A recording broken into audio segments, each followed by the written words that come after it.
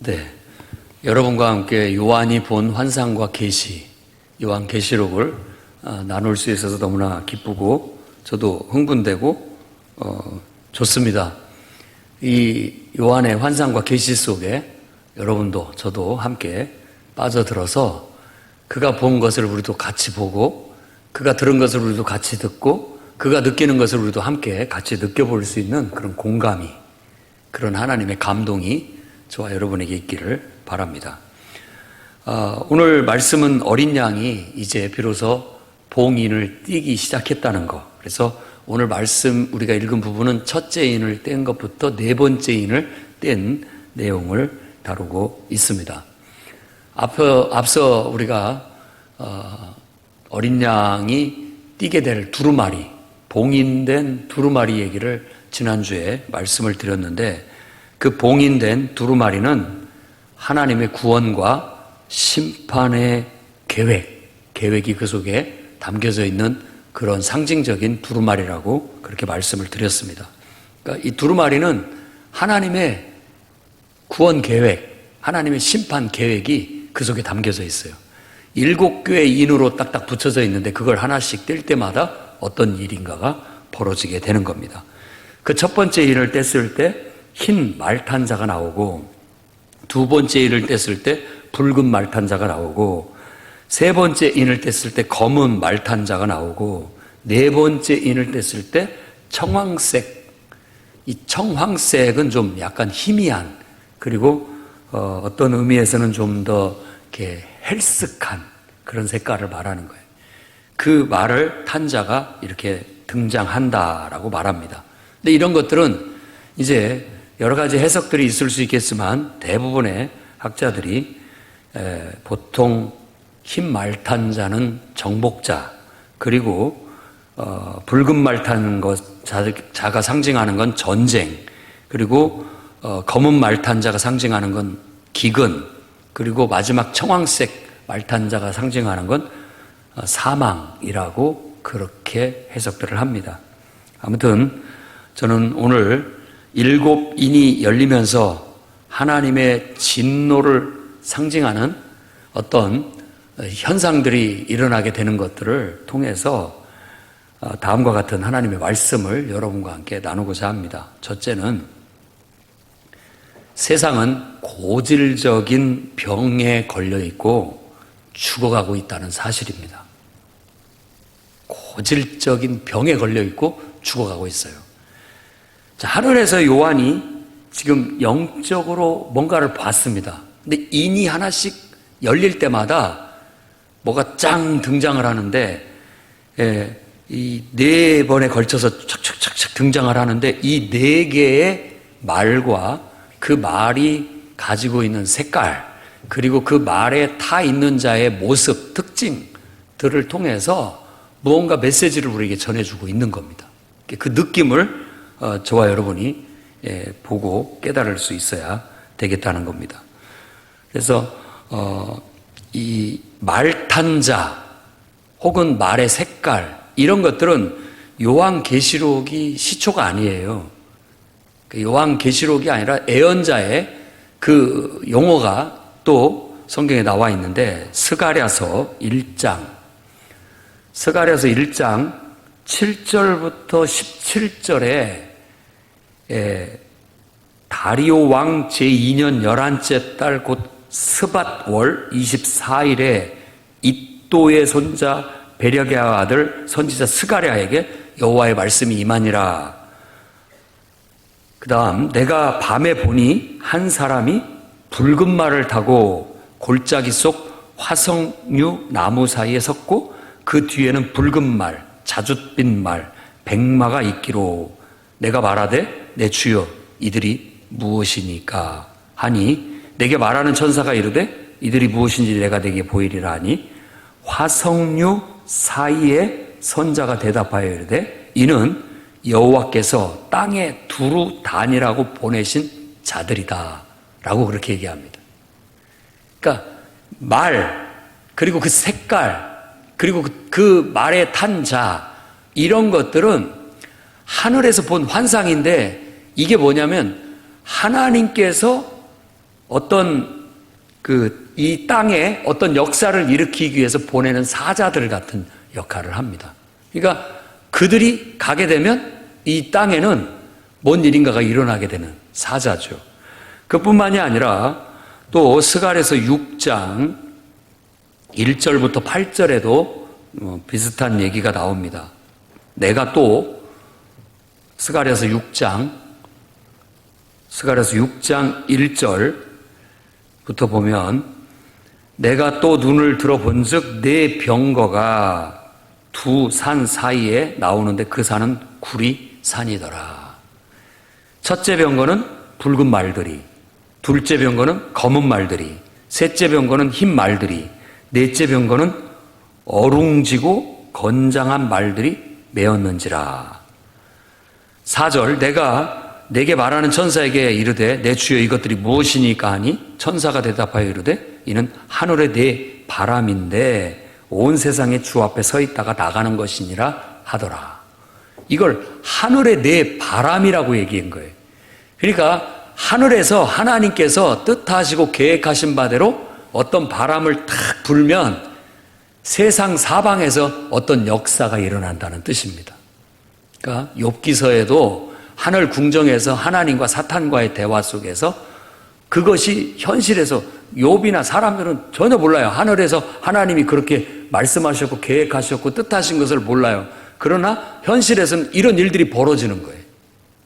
그런 역사들이 바로 오늘 이 네 말과 그리고 그 탄 기사, 말탄 자가 상징하는 것도 하나님께서 어떤 세상의 역사를 일으키시려는 뜻과 계획, 그리고 또 세상에 불어내는 하나님의 바람, 그러니까 하나님의 뜻과 계획을 하늘에서 쫙 보내면 이 땅에서 그런 일들이 주수숙 일어나는 겁니다. 자, 오늘 보면은 이제 첫 번째 인을 뗐을 때 흰 말을 탄 활을 든 자가 나타납니다. 그리고 그가 면류관을 받아요. 이 면류관은 왕관을 말하는 겁니다. 우리말로 면류관이라고 하는데 여러분이 면류관 하면은 보통 무슨 왕이 어떤 의식을 치를 때 이 머리에 사각진 체양이 있는 모자를 쓰면 그 앞에 주렁주렁 이렇게 달려있는 앞뒤로 달려있는 거 있잖아요. 연속극 사극 같은 데 나올 때 행사가 있을 때 그걸 씁니다. 그걸 면류관이라고 그래요. 12면류관. 그 말은 12줄이 있다라는 거예요. 12줄이. 그 줄 수에 따라서 이제 그 어떤 신분이나 그 능력이 다른 것이죠. 그런 면류관을 받았다라는 것은 왕의 권세를 받았다라는 겁니다. 통치자의 권세를 받았던 거예요. 보통 이 흰 말, 흰색이라든지 그리고 또 활을 쥐었다든지 면류관을 받았다라든지 이런 모든 것들이 어느 정도 긍정적인 의미를 가지고 있습니다. 긍정적인 의미. 흰색 그리고 또 활, 어떤 그 권세, 힘 이런 것들을 보여주고 면류관도 바로 왕관, 통치자 어떤 그런 것들을 가지고 있고 그의 특징을 얘기해 주는데 나가서 이기고 또 이기려고 하더라 라고 그렇게 얘기를 합니다. 그래서 이것에 대한 해석은 좀 갈립니다. 학자들마다. 그래서 어떤 사람들은 이걸 긍정적인 면으로 봐서 이런 분이라면 예수 그리스도다 이렇게 이제 보는 견해가 있습니다. 예수님이 우리의 왕이시다. 그분이 권세와 왕권을 가지고 온 세상을 통치하신다라고 그렇게 보기도 하고 휴 일레트라고 하는 그런 학자는 이를 하나님의 심판의 대리자 이렇게 해석을 하고 그가 활을 갖고 있는데 화살이 없잖아요. 활은 갖고 있는데 화살이 없는데 그 뒤에 나오는 세계가 그 화살이다라고 그렇게 얘기를 합니다.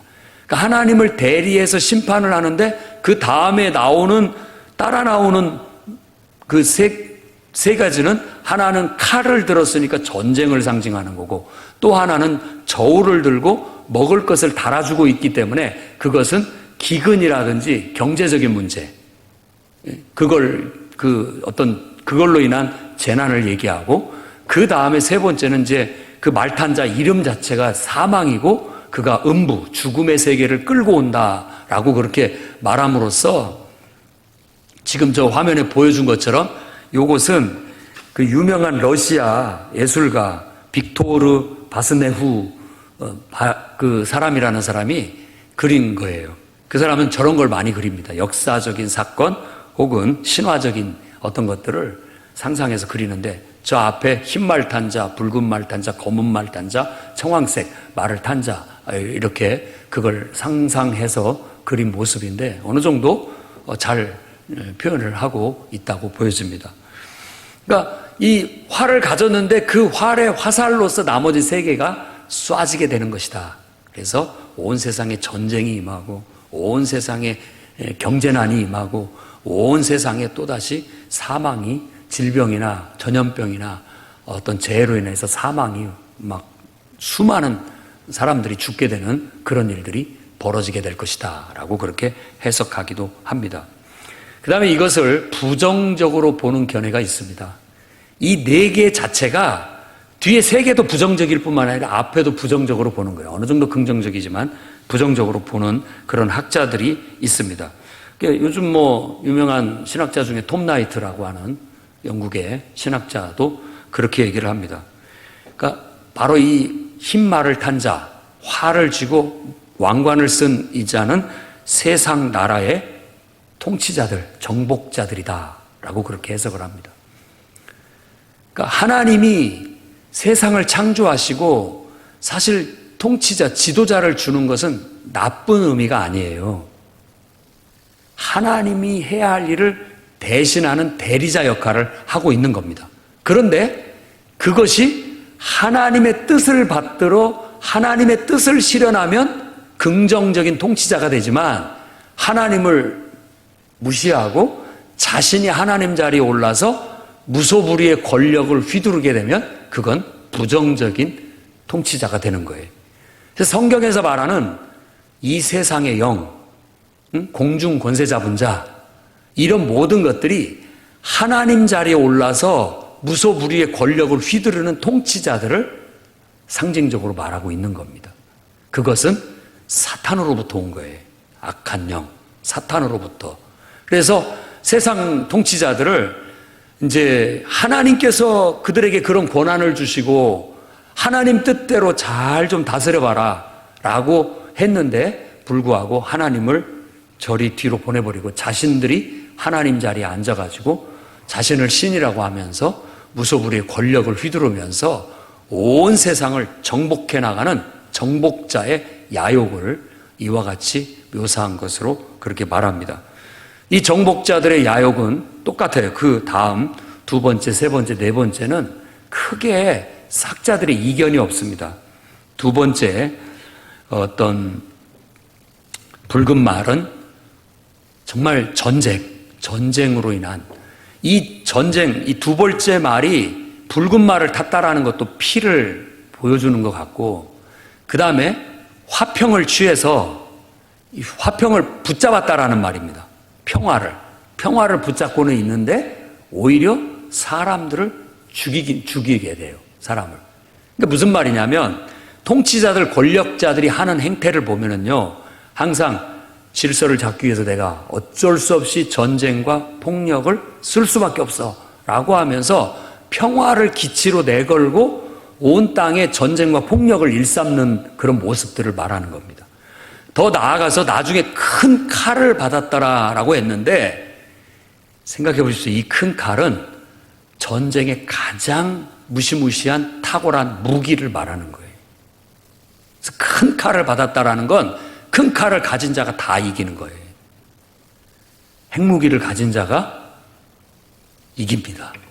그러니까 더 무시무시하고 더 세고 강한 폭력 도구를 만들므로써 그걸 쥐고 세상을 통치하는 거예요. 그들이 항상 내세우는 것은 평화를 위해서 어쩔 수 없는 필요악이다.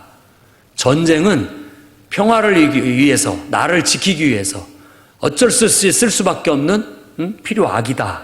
폭력은 질서를 잡기 위해서 어쩔 수 없이 쓸 수밖에 없는 바로 필요악이다 라고 말하는 것과 같은 거예요.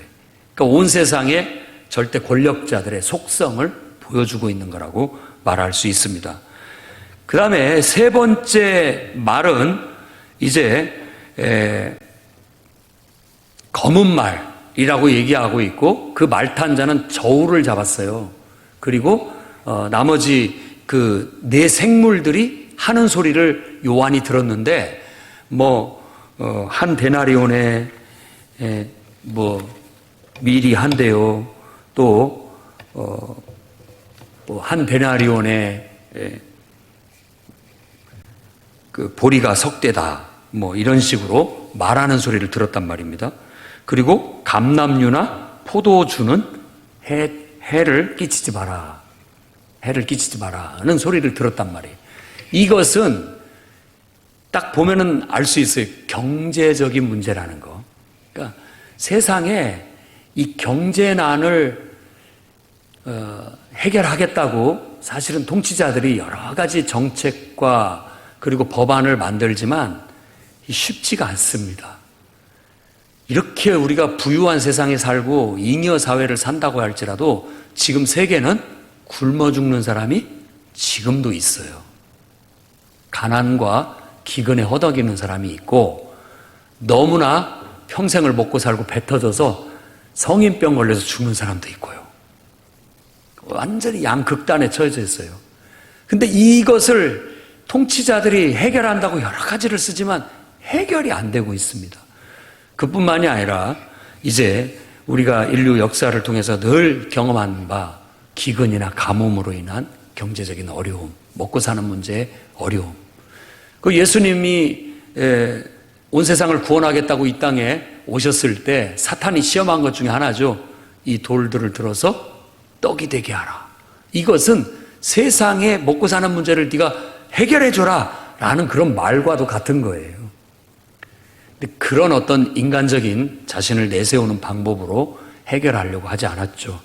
그분은 오직 하나님의 입에서 나오는 말씀으로 우리가 사는 것이다 라고 더 본질적인 문제로 해결책을 제시했던 것입니다. 자, 경제적인 문제 여러분 잘 해결하고 살아가고 계십니까? 먹고 사는 문제 늘 부담이죠. 어렵죠. 그리고 늘 저울로 재는 것처럼 그걸 가지고 통제를 받고 살아가고 있습니다. 현대인들도 마찬가지고 예나 지금이나 항상 이 먹고 사는 문제로 사람을 통제합니다. 그것같이 좋은 것이 없죠. 그리고 네 번째 이 청황색 말은 그 색깔 자체도 그렇고 그 말의 탄자도 죽은 사람이에요. 죽은 사람. 아까 해골 모양의 그런 모습을 한 그런 그림처럼 죽은 자. 그리고 그가 옆에 끌고 오는 게 뭐냐? 달고 오는 게 뭐냐? 죽음의 세계. 그러니까 막 죽음이 쫙 밀려오는 듯한. 청황색 그 자체가 전염병, 질병 이런 어떤 것들을, 그래서 병이 들어서 헬쓱해진 색깔이 청황색 색깔로 그렇게 말하는 겁니다. 그러니까 이 네 번째 말탄자가 상징하는 것은 질병과 어떤 재해로 인하여 온 세상에 신음하고 죽어가는 모습을 보여주는 겁니다. 이 모습들을 쭉 보십시오. 처음부터 쭉 이어져 나가는데 나중에 상황이 더 나빠지죠. 그게 인류의 역사를 보여주는 거예요. 그러니까 이 네 개의 말에 탄 기사는 다른 것이 아니라 제가 볼 때는 아까 말했던 긍정적으로 봐서 그 흰 말탄 자가 예수 그리스도다 라고 해서 그가 온 세상을 통치한다 라는 것은 다음에 나오는 너무나 부정적인 새 내용과 좀 맞지가 않는 것 같고, 대부분 그걸 긍정적으로 보는 해석하는 부류들이 어떤 부류냐면 이단들입니다. 여호와 증인, 신천지 이런 이단들이 그렇게 해석을 합니다. 그래서 이 흰말 탄자를 예수 그리스도라고 보면서 마치 자기들의 교주가 그 역할을 하는 존재로서 예수 그리스도께 돌려야 될 영광을 가로채요. 그래서 신천지 같은 데서도 흰 말을 어디서 구해와가지고 왕관 쓰고 그 말을 탄 그런 퍼포먼스도 하고 그래요. 그러니까 못 모르는 사람들은 혹할 수 있겠지만은 말도 안 되는 그런 일들을 하고 있는 겁니다. 사실은 이 네 개, 이 넷이라는 숫자는 어떻게 보면 이 동서남북 사방을 얘기하면서 세상을 얘기하기도 하는 거예요. 온 세상에 벌어지고 있는 일들. 그게 뭐냐? 권력을 탐하는, 권력을 쟁취하고자 하는 사람들의 이기려고 하는 흰말 탄자가 있고요. 그리고 끊임없이 평화를 기치로 내세우면서 전쟁과 평화를 정당화하면서 그걸 통치의 도구로 쓰고 있고, 갈수록 무기는 개발돼서 더 큰 칼을 계속 만들어내는 겁니다. 더 큰 칼을 가진 자가, 더 무시무시한 힘을 가진 자가 이기는 거예요. 그가 통치를 하게 되는 거예요. 그리고 그들이 통치의 수단으로 쓰고 있는 게 경제적인 겁니다. 먹고 사는 문제를 가지고 쥐었다 폈다 하면서 그걸로 통치를 합니다. 그 끝은 결국은 인간이 통치하는 온 세상은 결국은 모든 부작용과 온갖 문제들을 양산해서 결국 결말은 사망이 왕노릇하게 된다는 겁니다. 그게 이 세상을 해석하는 영적인 해석입니다. 요한이 인을 탁탁 4개를 띄면서 사실은 지금 우리가 처해진 이 현 세상의 단편적인 모습을, 현실이 처해져 있는 문제들을 쫙 보여준 거예요. 4가지 문제를 보여주고 있는 거예요. 그래서 이 4가지 말탄자와 말과 그 말탄자는 바로 이 세상에 만연되어 있는 여러 가지 문제점들과 우리가 직면하고 있는 고통스러운 현실을 보여주는 환상이라고 할 수 있습니다. 그래서 부정적으로 저는 봐야 된다고 생각하고, 우리가 처해져 있는 이 세상은 이 4 말탄자들이, 4가지의 요소들이 세상을 좌지우지하고 있어서 우리는 그 속에서 의로운 심령들이 상처받고 있고 정말 고통받고 있고 힘들어 신음하고 죽어가고 있는 모습을 볼 수 있어야 됩니다. 그래서 세상은 병들어 있어요.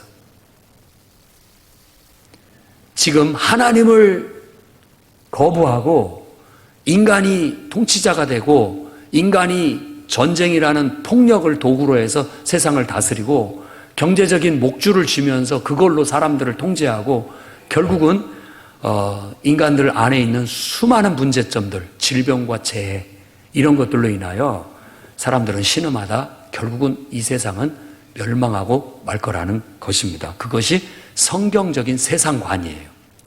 그러니까 여러분이 영적인 눈을 가지고 세상을 볼 줄 알아야 됩니다. 그러면 그 눈이 열려서 세상을 바라보면 눈물이 나요.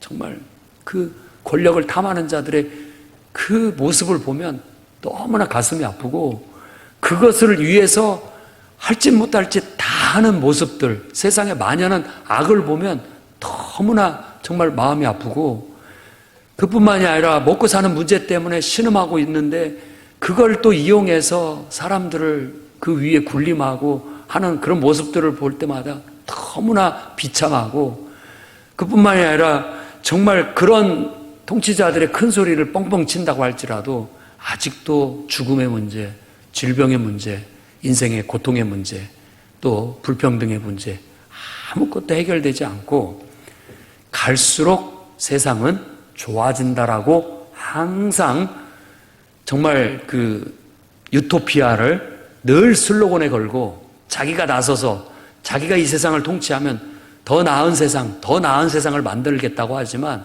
갈수록 더 복잡하고 더 인간성은 말살되고 더 사람들 살기는 고통스러운 세상으로 계속 흘러가고 있는 그런 모습들을 이 4가지의 환상을 통해서 보여주고 있는 겁니다. 그래서 우리는 이 말씀을 묵상하면서 세상이 저런 모습이구나. 저런 내 기사들이 세상을 정말 하나님이 보낸 내 기사들이 세상을 종횡무진 휩쓸고 다니면서 얼마나 이 세상이 정말 많은 문제 속에 고통하고 신음하고 있는가. 지금 중병에 걸려 있고 갈수록 이 중병은 더 깊어지고 있고 결국은 죽음이 가깝다.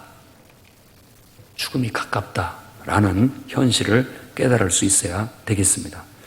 그 다음에 이제 세상의 고질적인 병에 의해서 죽어가고 있는 세상을 보았다면 그것을 누가 해결해 줄 수 있느냐라는 질문을 하게 됩니다. 그래서 두 번째로는 창조주 하나님만이 이 문제를 해결할 수 있다라는 걸 성경은 우리에게 가르쳐 주고 있습니다. 이 네 문제가 있고 사실은 그 다음에 이어 나오는 게 의인들의, 그 속에서 고통하고 있는 의인들의 탄식, 신원해달라는 부르짖음이 나오고, 그걸 듣고 하나님께서 이제 여섯째 인을 떼시면서 비로소 이 땅에 심판을 내리신다라는 그런 이야기로 이게 흘러가고 있는 거예요. 그 심판이 내려지는데 여섯째 인을 뗐을 때, 그러면 그 심판을 내리기 전에 의인들은 어떻게 해야 됩니까? 그 사람들은 피할 수 있는 길을 줘야 되지 않겠습니까? 라고 해서 14만 4천이 나오고, 그 다음부터 이제 일곱째 인을 떼면서 그 속에 일곱 나팔의 재앙, 또 다시 일곱 나팔이 부러질 때 일곱 대접의 재앙들이 일어나게 된다라는 거예요. 일곱 나팔 때까지는 세상의 재앙이 제한적으로 일어납니다. 여기서도 4분의 1, 나중에는 3분의 1, 나중에 대접 재앙 때는 전면적으로 임하게 된다는 거예요. 그래서 상황이 계속 나빠져가는 걸 보여주고 있는 거예요. 그래서 사도 바울 때도 그렇고 요한이 사역하던 이 시대에도 그랬습니다. 갈수록 믿음 생활하기가 어려워질 것이다. 갈수록 살기가 더 힘들어질 것이다. 정말 그럴 때가 온다라고 했는데 지금도 우리도 똑같은 느낌을 갖습니다. 정말 앞으로 정말 더 신앙생활하기가 어려워질 것 같고, 또 앞으로 세상 사는 것이 우리 자식들 때는 더 어려워질 것 같고, 그 손자 때는 더 어려워질 것 같은 그런 느낌이 팍팍 밀려옵니다. 그러니까 처음보다 나중 형편이 더 나빠지는 어떤 그런 모습들을 보여주고 있는 거예요. 그런데 이런 질병, 과연 누가, 이런 어떤 세상의 문제들, 고통들, 누가 우리를 구원해 줄 수 있을까? 바로 요한복음, 요한계시록에 의하면 어린 양, 죽임당한 어린 양. 하나님께서 한 어린 양을 준비했고, 그 어린 양을 우리를 위한 대속제물로 드림으로 인해서 우리를 이 죄와 사망에서부터 우리를 구원해 내셨다라는 것들을 지금 이 묵시적인 계시, 환상과 계시라는 어떤 그림으로 우리에게 그걸 보여주고 있는 겁니다. 하나님만이 하실 수 있는 거예요. 이러한 예언은 요한만 한 게 아니에요. 다니엘서에 잘 나타나 있습니다. 다니엘이 본 환상 중에 여러분 그 느부갓네살 왕이 꾼 꿈에 나타난 금신상을 알고 계시죠? 그 금신상의 머리는 금이었고 가슴과 팔은 은이었고 배와 넓적다리는 놋, 그러니까 청동이었고, 그 다음에 종아리는 철이고 그 밑에 발은 철과 흙으로 되어 있어요. 이것은 세계에 있는 그 시대 중동을 중심으로 해서 펼쳐진 4대 제국을 말하는 겁니다. 여기도 4개예요. 이 말탄자도 4입니다. 똑같은 어떤 의미를 갖는다고 볼 수 있어요. 세상 나라가 다 그와 같아요. 그리고 처음은 금이었지만 나중엔 흙으로까지 전락을 하는, 처음은 순수하지만 모든 통치자와 지도자들의 처음의 뜻은 순수하지만 갈수록 나빠집니다. 갈수록 나빠져요.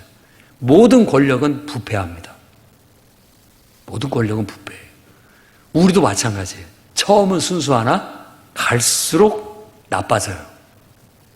결국은 그 신상을 뜨인 돌이 나타나서 다리를 탁 쳐버리니까 철과 흙으로 지탱하고 있던 다리가 밑둥이 흔들려 버리니까 전체가 와르르 무너져 내어려 버리는 것이죠. 그래서 그 세상 나라는 이제 멸망하고 심판을 받고 하나님의 나라, 뜨인 돌에 의한, 그러니까 우리로 본다면 예수 그리스도죠. 만왕의 왕이신 우리가 주요 그리스도라고 우리를 구원할 구원자요, 요한계시록에서 죽임당한 어린 양으로만 묘사하고 있는 그 예수 그리스도가 뜨인돌이 되어서 세상을 심판하게 될 것이고 결국은 세상을 정화시키고 하나님 나라를 세우게 될 것이다 라고 말하는 것입니다. 요한의 메시지나 다니엘의 느부갓네살의 꿈을 통해서 보여준 환상을 해석하는 거랑 똑같은 거예요. 그리고 난 다음에 직접 또 나중에 7장에 가보면 다니엘이 환상을 봅니다. 4마리의 짐승을 봐요. 거기도 넷입니다. 첫 번째 짐승은 사자예요. 날개를 달았는데 독수리 날개를 가지고 있어요. 두 번째 짐승은 곰인데 이빨에 3개의 갈빗대를 물었다고 그렇게 얘기합니다. 그러니까 아주 잔인한 무시무시한 곰. 그리고 그 다음에는 표범인데 새 날개를 가졌다라고 하고 그도 무시무시한 모습을 보여줍니다. 그리고 4번째 짐승이 나오는데 이 짐승은 상상불허예요. 너무나 무시무시해요. 그 이빨은 천리빨이어가지고 모든 것을 다 물어뜯어 다 부서뜨려버리는 그런 일을 가졌고 그의 발과 또 모든 그런 그가 상징하고 있는 모습들은 너무나 무시무시해서 오금이 저릴 정도로 무서운 괴물을 보게 되는 겁니다. 그런데 결국은 그 7장에서도 하나님께서 보좌 가운데 앉으신 이가 인자 같은 이에게 왕권을 넘겨줘요. 인자 같은 이.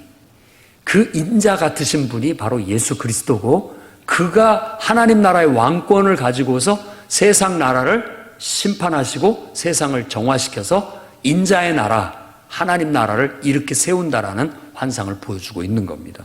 그게 다니엘서의 주요 이야기인 것이죠.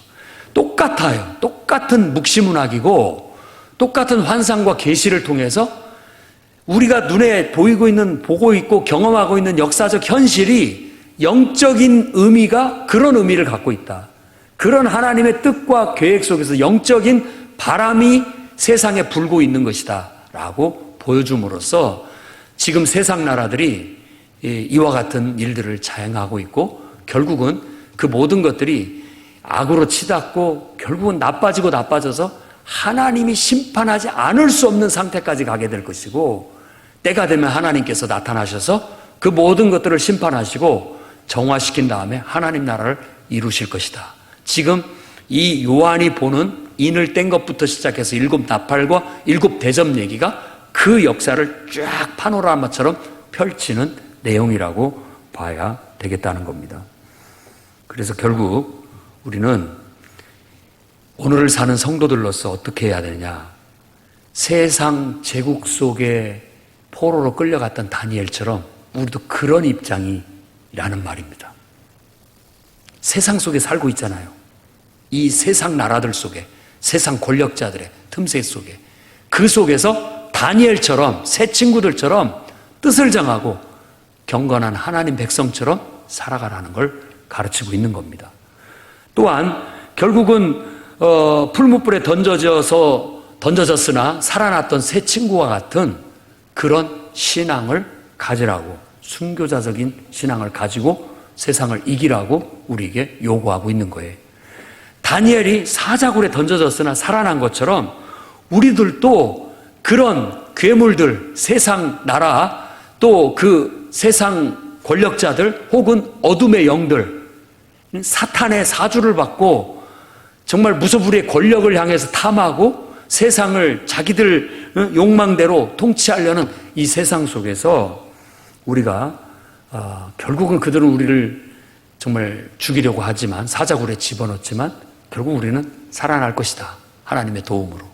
하나님께서 그들의 입을 막으실 것이고 때가 되면 그들을 심판하시고 세상 나라를 정화하심으로 우리가 기대하고 소망하는 하나님 나라가 이루어지게 될 거라는 겁니다. 세상 나라의 결말은 오늘 말씀에서 보여준 것처럼 이제 하나님의 재앙과 심판을 당하게 될 겁니다. 다니엘서에서도 느부갓네살이 갑자기 미쳐가지고 꿈을 꾸는데 큰 나무가 있었는데 그 나무가 밑둥채 잘려, 그리고 느부갓네살은 미쳐가지고 이렇게 헤매는 모습을 보입니다. 나중에 회개하고 깨닫고 치유와 회복을 얻고 돌아오는데 그때에서 창조주 하나님을 높이고 찬양하게 됩니다. 다니엘의 하나님을 찬양하는 그런 모습이 나타나요. 그러니까 세상의 희망은 바로 회개하고 하나님 앞에 나와 하나님을 높이고 그분을 찬양하는 것밖에 없다라는 걸 보여주고 있는 거예요. 정말 자신들의 이성을 믿고 자기들의 권력을 믿고 전쟁 도구를 믿고 큰소리 뻥뻥 치면서 경제를 자기 마음대로 좌지우지하면서 세상을 통치하고 있지만 세상의 중병은 고쳐지지가 않습니다. 이미 골물 대로 골맞고 썩을 대로 썩어가고 있고 병들 대로 병들어서 병이 깊어서 서서히 세상이 죽어져 가고 있는 모습을 봅니다. 벌써 그 죽음이 느껴져요. 한번 생각해 보십시오. 지금 지구상에서 일어나고 있는 일들을. 앞으로 우리가 얼마나 더 이렇게 편안한 삶을 살게 될지 심히 불길합니다. 세상은 계속 나빠져서 다니엘이 본 것처럼 정말 끔찍한 무시무시한 괴물로 세상이 변해갈 겁니다. 그러나 하나님은 그때 우리를 그냥 두고 보시지 않고 우리의 기도를 들으시고 우리를 구원하러 이 땅에 오실 겁니다. 그래서 이 세상을 심판하시고 정화하시고 하나님이 약속하신 나라를, 세상을 우리에게 선물로 주시게 될 거예요. 그때 우리는 하나님의 생명, 신의 생명, 부활의 새 생명을 얻게 될 것이고 하나님이 창조하신 이 세계를 다시 새롭게 정화함으로 사망을 향해서 가고 있던 이 세상을 되돌려 생명으로 다시 돌아갈 수 있도록 회복시킬 뿐만 아니라 우리를 향한 새로운 계획을 펼치게 되실 거예요. 우리는 그 기대와 소망을 품어야 되겠습니다. 그래서 늘 세상 앞에 얘기하십시오. 나는 하나님 나라를 믿어. 곧 하나님 나라가 오게 될 거야. 하나님 나라를 나는 기다리고 있어. 나는 하나님 나라를 소망 삼고 살아가고 있어. 그날이 곧 올 거야. 너도 하나님 나라를 알아야 돼. 하나님 나라를 깨닫고 하나님 나라 백성이 돼야 돼. 라고 전도할 수 있는 그런 성도들이 되셔서 세상에 매몰되지 않고 세상의 사탄의 사슬과 소나기에 굴복당하지 말고 예수 그리스도의 복음으로 능히 그 속에서 구원받고 영생을 선물로 얻을 수 있기를 주의 이름으로 축원합니다. 기도하겠습니다. 거룩하신 주님,